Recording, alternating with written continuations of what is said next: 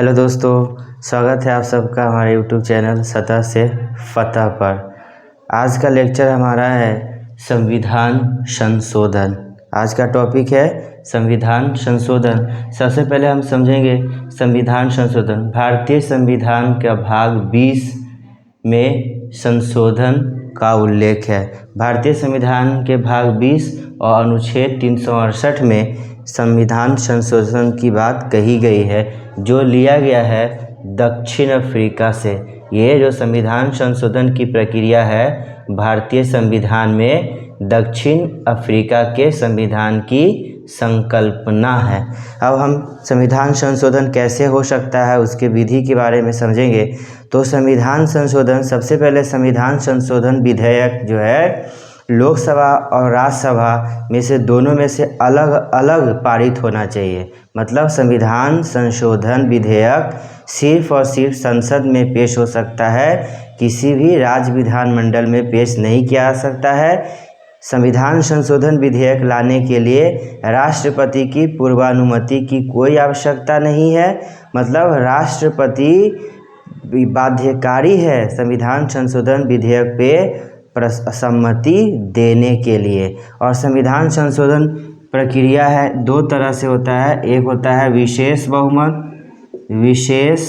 बहुमत से, और दूसरा है साधारण बहुमत।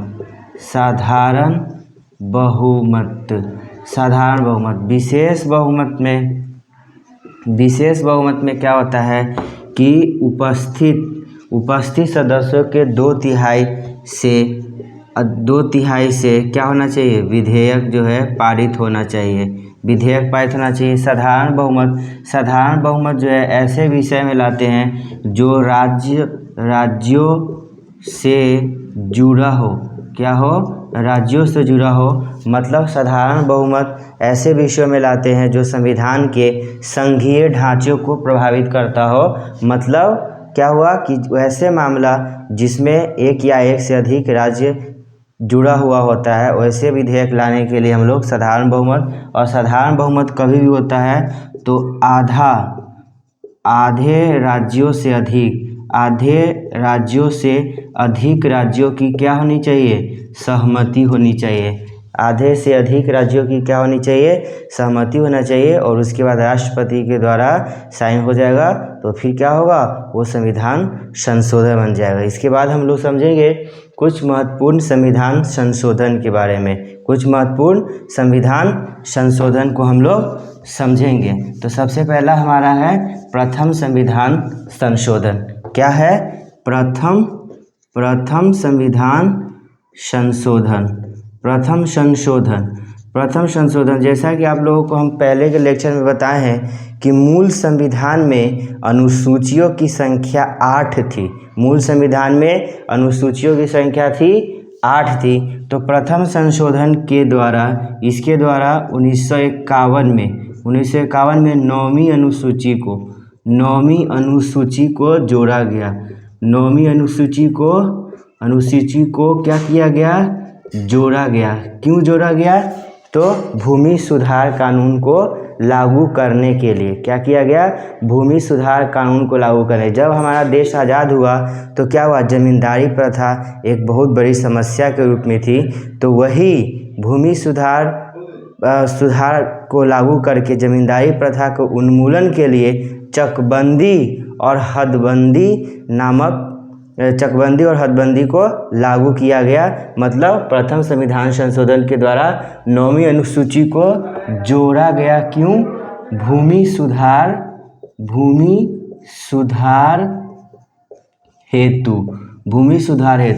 अब उसके बाद है सातवां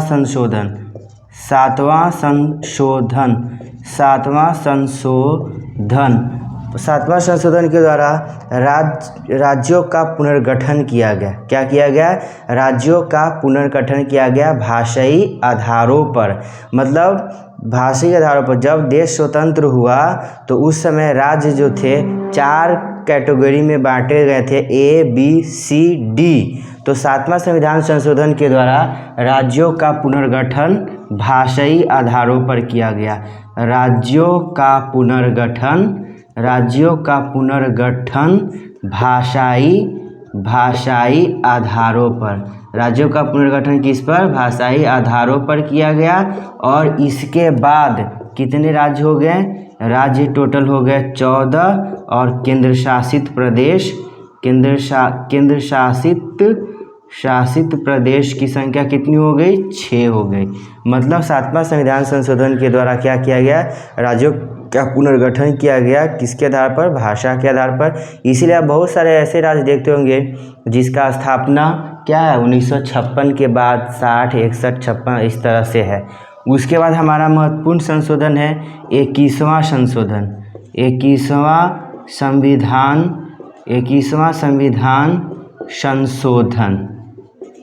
21वां संविधान संशोधन मतलब सिंधी को 8वीं अनुसूची में शामिल किया गया 7वीं अनुसूची में। जैसे हम जानते हैं 8वीं अनुसूची में शामिल किया गया सिंधी को, मतलब 8वीं अनुसूची का संबंध क्या है, मान्यता प्राप्त भाषा से है। तो मूल संविधान में कितने मान्यता प्राप्त भाषा थे, 14। तो क्या हुआ, 21वां संविधान संशोधन 1967 ईस्वी में हुआ और इसके द्वारा सिंधी को 8वीं अनुसूची में जोड़ दिया गया और इस तरह से मान्यता प्राप्त भाषा इस समय तक कितने हो गए, 15। 21वां संविधान संशोधन हो गया। अब हम लोग बात करेंगे 24वां संविधान संशोधन की। 24वां संविधान संशोधन भी अपने आप में बहुत इम्पोर्टेंट है। 24वां संविधान संशोधन के द्वारा यह कहा गया कि संसद मूल अधिकार सहित संविधान के किसी भी भाग में संशोधन कर सकती। मतलब क्या हुआ, 24वां क्या आ गया कि संसद मूल अधिकार सहित संविधान के किसी भी भाग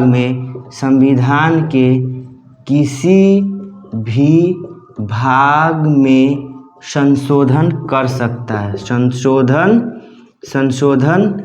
कर सकता है। और उसके बाद ये भी कहा गया कि राष्ट्रपति संविधान संशोधन विधेयक पर अपनी सहमति देने के लिए बाध्य है। राष्ट्रपति संविधान संशोधन विधेयक पर अपनी सहमति देने के लिए बाध्य है। अब अगला हमारा संविधान संशोधन है 35वां। अगला संविधान संशोधन होगा 35वां संशोधन, 35 और 36। अगला संविधान संशोधन क्या होगा, 35 और 36। इसके बारे में हम लोग थोड़ा सा विस्तार करेंगे। संविधान संशोधन क्या है, 35 एंड कितना हो गया, 36। जैसे क्या है, 35वां संविधान संशोधन के द्वारा सिक्किम को संरक्षित राज्य का दर्जा दिया गया। सिक्किम जो है पहले दूसरे देश में थे, तो 35वां संविधान संशोधन के द्वारा क्या हुआ गया, सिक्किम को संरक्षित राज्य का दर्जा दिया गया। और 36वां संविधान संशोधन द्वारा 1975 में सिक्किम को भारत का 22वां राज्य बनाया गया, राज्य बना। मतलब 35वां संविधान संशोधन में सिक्किम को क्या हुआ, अपने देश में शामिल करने के लिए क्या किया गया, संरक्षित राज्य का दर्जा दिया गया। और 36वां संविधान संशोधन के द्वारा क्या किया गया, 36वां संविधान संशोधन के द्वारा सिक्किम को भारत का 22वां राज्य बनाया गया। अगला संविधान संशोधन है 42वें संविधान संशोधन। अगला संविधान संशोधन है 42वां संविधान संशोधन। 42वां संविधान संशोधन बहुत इम्पोर्टेंट है। क्या है, बहुत इम्पोर्टेंट है। 42वां संविधान संशोधन के द्वारा 42वां संविधान संशोधन को हम क्या बोलते हैं, मिनी कॉन्स्टिट्यूशन, मतलब लघु संविधान। इसको क्या बोलते हैं, लघु संविधान बोलते हैं। क्या बोलते हैं, लघु संविधान बोलते हैं, लघु संविधान। और यह जो संविधान संशोधन था कुल क्या था, सरदार स्वर्ण सिंह समिति अनुशंसा पर लागू किया गया। यह जो संविधान संशोधन 42वां था वो क्या था, कुल मिलाकर के सरदार स्वर्ण सिंह समिति के अनुशंसा पर किया गया था। तो इसे क्या बोलते हैं, लघु संविधान बोला जाता है। और इसमें क्या हुआ, सबसे पहले क्या हुआ, भाग क्या किया गया, भाग 4A और भाग 4A और अनुच्छेद 51A जोड़ा गया। और इसके तहत 10 मूल कर्तव्य क्या दिए गए, 10 मूल कर्तव्य दिए गए। और क्या हुआ, लोकसभा और विधानसभा ये सभी का कार्यकाल 5 वर्ष से बढ़ा करके क्या कर दिया गया, 6 वर्ष कर दिया गया। क्या कर दिया गया, 6 वर्ष कर दिया गया। और मूल कर्तव्य जोड़े गए, 10 मूल कर्तव्य लघु संविधान। और मूल संविधान ये जो है ये है। उसके बाद क्या है, राष्ट्रपति, क्या है, राष्ट्रपति मंत्री परिषद के सलाह मानने हेतु क्या किया गया, बाध्य किया गया। क्या किया गया, बाध्य किया गया। मतलब राष्ट्रपति जो है किसके सलाह पर काम करेंगे, मंत्री परिषद के सलाह पर काम करेंगे। उसके बाद जैसे हम जानते हैं कि भारतीय संविधान का जो 7वीं अनुसूची है उसमें 3 सूची है, संघ सूची, समवर्ती सूची और राज्य सूची। तो क्या किया गया, 42वें संविधान संशोधन के द्वारा कुछ राज्य सूची के विषय को समवर्ती सूची में शामिल किया गया। जैसे क्या है, शिक्षा, वन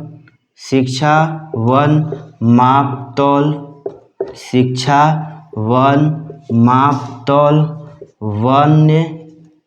वन्य जीवों एवं पक्षियों का संरक्षण को राज्य सूची से समवर्ती सूची में शामिल किया गया। राज्य सूची से समवर्ती सूची में क्या किया गया, सूची में शामिल किया गया।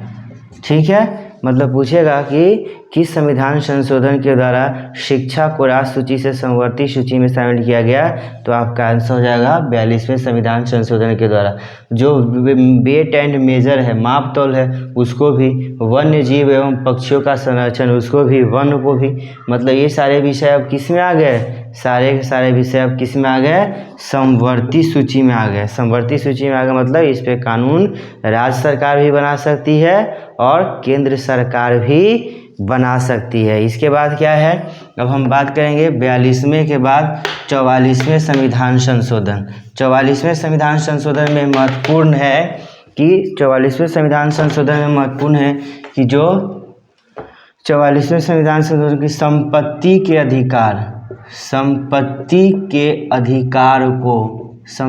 अधिकार पहले क्या था, संपत्ति का अधिकार पहले मूल अधिकार था, लेकिन 44वें संविधान संशोधन 1978 ईस्वी के द्वारा संपत्ति के अधिकार को अब क्या मान्यता दिया गया, अब कानूनी अधिकार, अब क्या है, कानूनी अधिकार बताया गया। मतलब अब संपत्ति के अधिकार क्या हो गए, कानूनी अधिकार हो गया। उसके बाद क्या है, 42वें संविधान संशोधन में जो लोकसभा का कार्यकाल 5 वर्ष से 6 वर्ष कर दिया गया। पुनः मोरारजी देसाई की सरकार 1978 ईस्वी में लोकसभा के कार्यकाल को 6 वर्ष से घटा करके 5 वर्ष कर दिया गया। ये महत्वपूर्ण है। उसके बाद हम लोग बात करेंगे 52वां संविधान संशोधन के बारे में। 52वां संविधान संशोधन जो था, 52वां संविधान संशोधन 10वीं अनुसूची जोड़ी गई। क्या जोड़ी गई, 10वीं अनुसूची को जोड़ा गया। मतलब क्या हुआ कि दल बदल को लागू करने के लिए 52वां संविधान संशोधन 1985, 52वां संविधान संशोधन 1985 के द्वारा क्या किया गया, 10वीं अनुसूची को जोड़ दिया गया।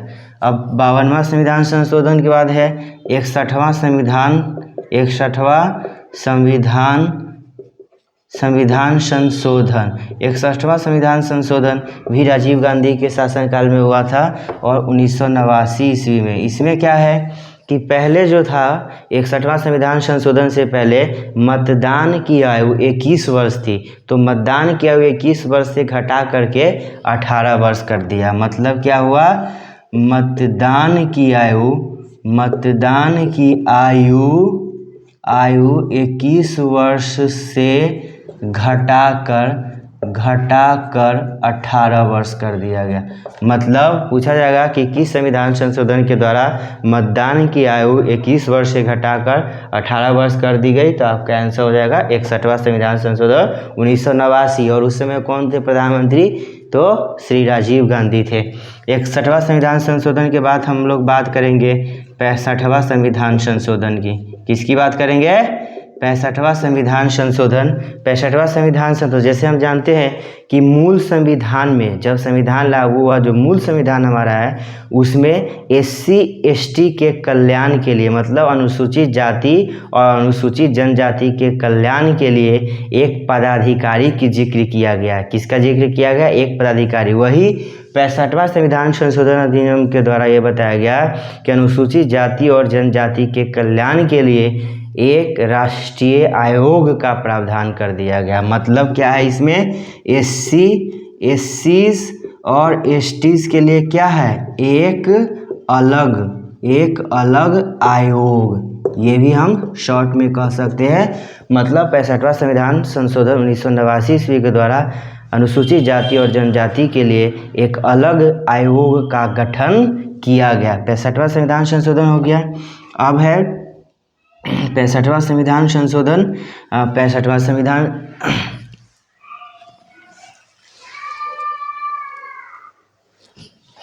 अब है 71वां संविधान संशोधन की बात करेंगे। किसकी बात करेंगे, 71वां संविधान संशोधन। तो 71वां संविधान संशोधन में क्या है, 71वां संविधान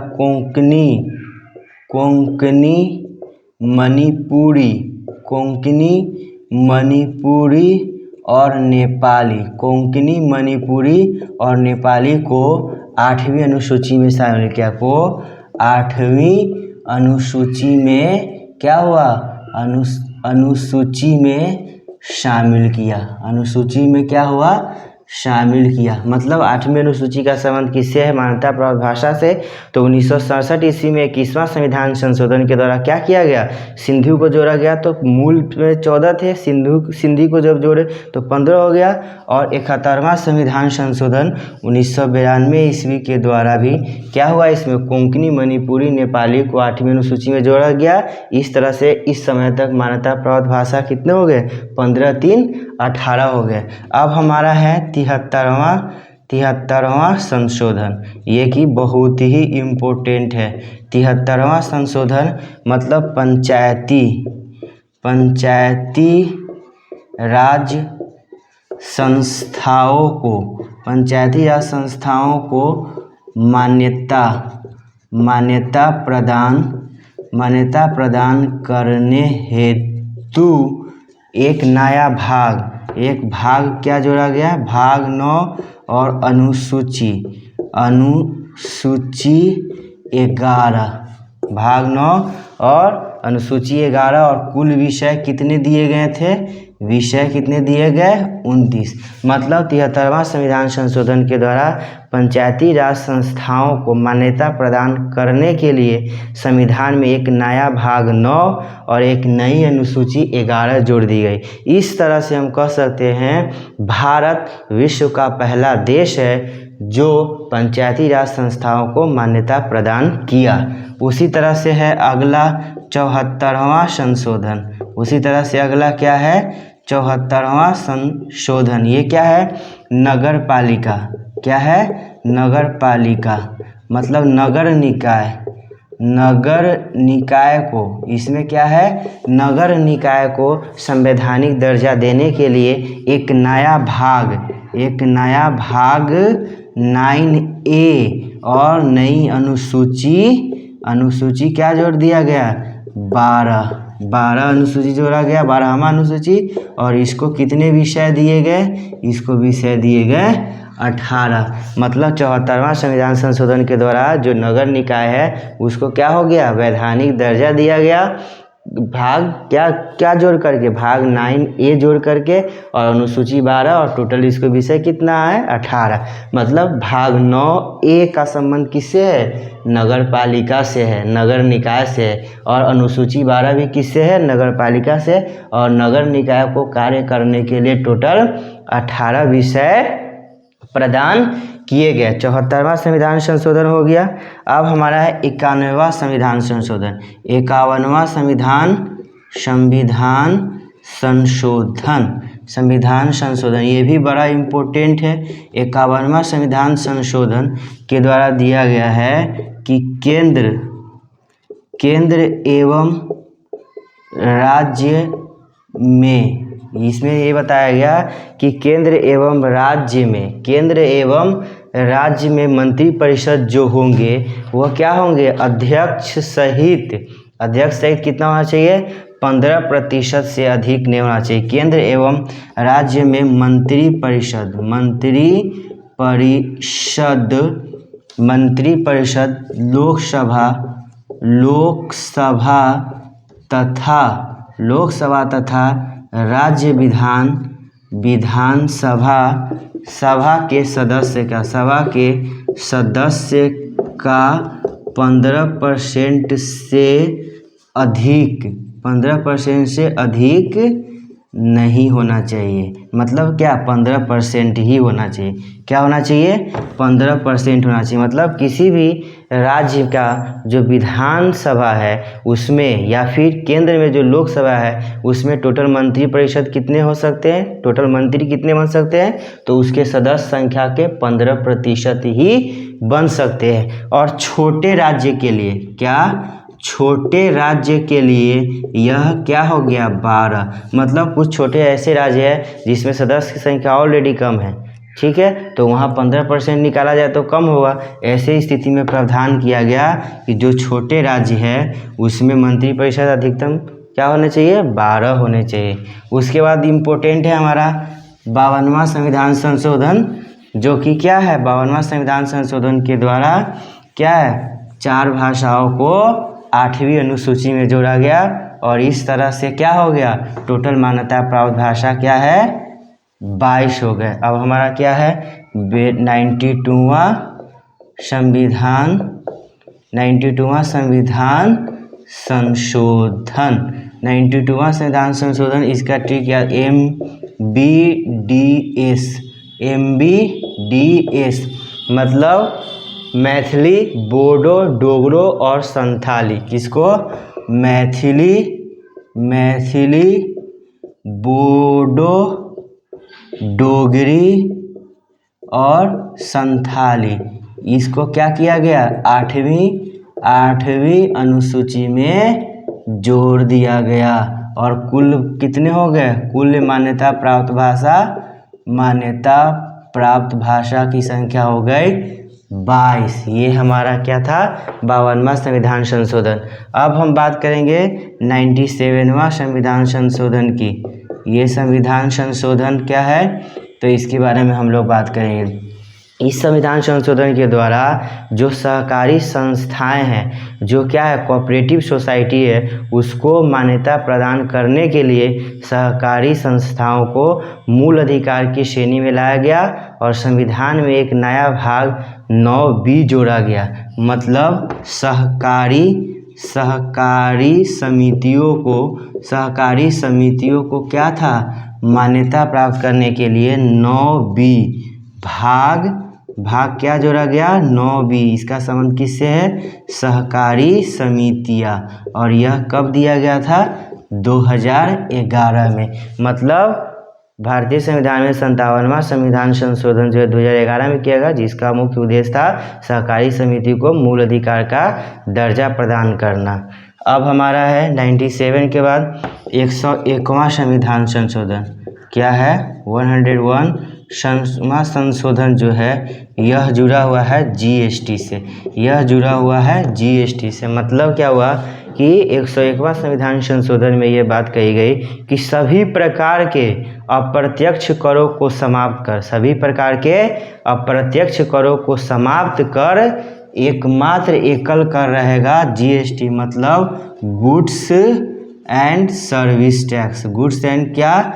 सर्विस टैक्स, सर्विस टैक्स रहेगा। ये बात हो गई, मतलब 1 जुलाई 2017 को भारत में सभी अप्रत्यक्ष करों को समाप्त कर करके क्या दिया गया? जीएसटी किया। इसीलिए जीएसटी दिवस जो है 1 जुलाई को मनाया जाता है। 1 जुलाई को क्या मनाया जाता है? जीएसटी दिवस मनाया जाता है। और इसी 101वां संविधान संशोधन के द्वारा 289A आर्टिकल 289A में क्या है? जीएसटी परिषद की गठन की गई। जीएसटी परिषद की गठन की गई। जीएसटी परिषद मतलब ये भी सवाल पूछ सकता है आपसे कि भारतीय संविधान के कौन सा अनुच्छेद जीएसटी काउंसिल, जीएसटी परिषद से जुड़ा है? तो संविधान 279A। और जीएसटी परिषद के चेयरमैन जो होते हैं कौन होते हैं? फाइनेंस मिनिस्टर, वित्त मंत्री। वित्त मंत्री मतलब जीएसटी परिषद के अध्यक्ष कौन होते हैं? वित्त मंत्री होते हैं। 101वां संविधान संशोधन के बाद हम लोग बात करेंगे, ऊपर में मिटा करके लिखते हैं 130वां संविधान संशोधन जो कि ईडब्ल्यूएस से जुड़ा है। 130वां जो संविधान संशोधन है, 103वां जो संविधान संशोधन है वो क्या है? ईडब्ल्यूएस मतलब आर्थिक रूप से क्या? आर्थिक रूप से कमजोर, आर्थिक रूप से कमजोर सवर्णों को, आर्थिक रूप से कमजोर सवर्णों को 10% आरक्षण, 10% आरक्षण। मतलब 103वां संविधान संशोधन में ये कहा गया कि आरक्षण का पैमाना अब जाति नहीं होकर के आर्थिक स्थिति पर भी होगा। इसीलिए आर्थिक रूप से कमज़ोर सवर्णों को भी 10% आरक्षण दिया गया। और अब ये क्राइटेरिया लगा दिया गया कि कैसे समझेंगे कि वो आर्थिक रूप से पिछड़ा हुआ स्वर्ण है। तो पहला क्राइटेरिया क्या था कि वार्षिक आय, वार्षिक आय क्या होना चाहिए? वार्षिक आय 8 लाख से क्या हो? कम हो। और कृषि योग्य भूमि, कृषि योग्य भूमि क्या होना चाहिए? 5 एकड़ से कम, 5 एकड़ से कम। और जहां आप रह रहे हैं वह ज़मीन कितना होना चाहिए?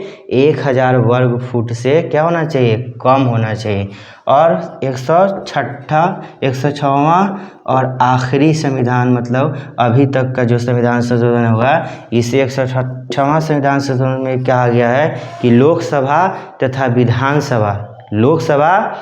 विधानसभा के कुल सदस्य संख्याओं का 1/3 जो सीट रिजर्व रहेगा किसके लिए रहेगा? महिलाओं के लिए रहेगा। मतलब ये कह सकते हैं प्रोवाइड 1/3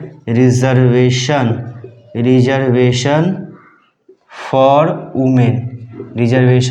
वुमेन, ठीक है। मतलब लोकसभा और राज्य विधानसभाओं में 1/3 सीट किसके लिए रिजर्व रहेंगे? महिलाओं के लिए रहेंगे। तो ये था हमारा आज का लेक्चर, संविधान संशोधन की प्रक्रिया और कुछ महत्वपूर्ण संविधान संशोधन। यदि हमारा लेक्चर अच्छा लगा हो तो हमारे चैनल को लाइक करें, अधिक से अधिक अपने दोस्तों में शेयर करें। मिलते हैं किसी नेक्स्ट वीडियो में, तब तक के लिए शुक्रिया।